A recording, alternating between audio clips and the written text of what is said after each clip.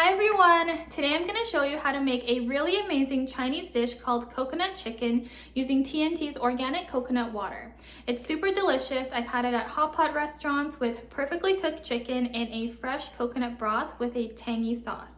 And traditionally you're supposed to use a real coconut, like crack it open, extract the juice as well as the meat, but that is a lot of work, and so I wondered if I could do it with T&T coconut water, and it actually works out pretty well. So let's get into it. So the first two main ingredients, of course, are your coconut water from T&T. This was $3.99 for 1 liter. And CEO Tina Lee went to Vietnam and showed us the production process. And I love how this is organic and it only has one ingredient, which is the coconut water. And then secondly, of course, is chicken. So chicken, you can use any sort of cut up chicken to your liking. I personally like this chicken leg cut up from T&T because it has a nice balance of meat and bone, also including a part of a leg too. So this is my preferred cut. It was almost $8 for this much. Now for the other ingredients. So first up, the sauce, which is a key component. You'll want soy sauce. You want an acidic fruit like a lime. Traditionally, you're supposed to use jingju, but I couldn't find that, and I found that a lime works just as well. Then you want salt, sugar, and the holy trifecta in Chinese cooking, ginger, garlic, green onion. And then for the soup, you can add these optional ingredients. So goji berries and Chongcao mushrooms. You don't want to add too much mushroom so it doesn't overpower the chicken and coconut, just a little bit.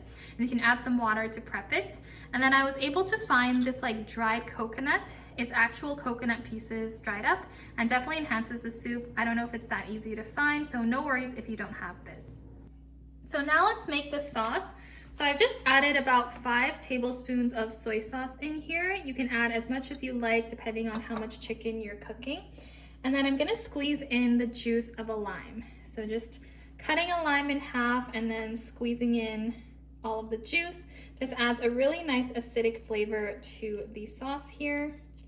And side note, it is so cold in Alberta right now. It's April 25th and there were snow squalls, 90-kilometer winds. It was absolutely crazy, and yeah, I can't believe it's end of April and it'll be May 1st soon. Really, really bad weather here, but I think it's supposed to end in the next couple days. If you're also in Alberta, let me know. We can definitely relate. So after adding in the lime juice, here I've chopped up the ginger, garlic, and green onion, just minced it into really small pieces here, and you want to add some in here. I think I cut up too much, so I'm just going to add a little bit here. Just keep the rest. So right now it looks like this. And then I'm going to add a little bit of sugar. So you don't want to overdo it. Just add a little bit. And then the sauce looks like this. Now for my least favorite part, which I think is everyone's least favorite part, which is handling the raw chicken.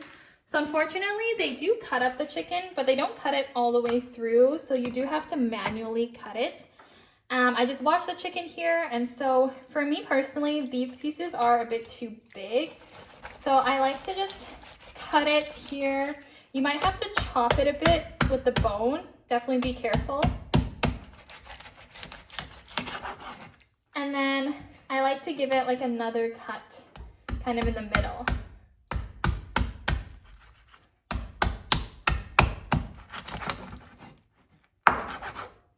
Kind of this big. This is definitely the worst part, but you should persevere because the end product is worth it.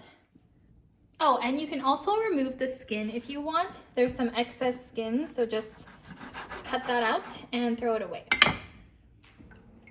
Now let's start the soup. So you want to use a pot and then first add in the coconut water.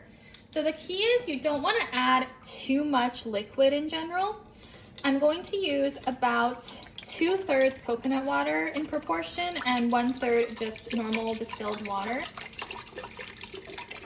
So of this 1 liter, I'm adding in probably about half, a little more than half for my amount of chicken. And then I'm adding in a bit of just normal water as well.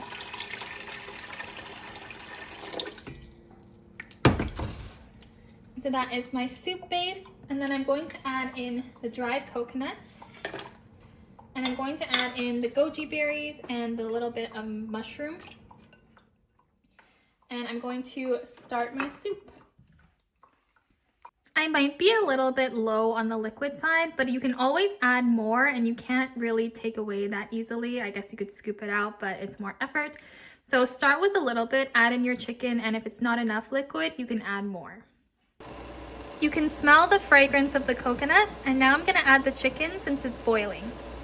Chicken is in, and I turned down the heat to medium heat.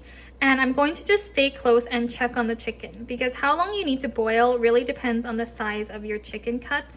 For me, I think I'm going to look at about 10 to 12 minutes, but I'm just going to check consistently and I can take a piece out and like cut it open and see if it's cooked through. You definitely want it to be cooked through since it's chicken, but you also don't want to overcook it because then it gets pretty tough and dry. It's been about 12 minutes and I think it's done. You can take out a piece and test it. This is best eaten with rice, and you can also add a bit of coconut water to the rice when cooking it to add a tiny bit of coconut flavor. This is so good, you can enjoy it in a large bowl and share it, or you can even have small bowls for the soup and chicken, and all you have to do is take it and dip it in the tangy sauce and enjoy. Thank you so much for watching.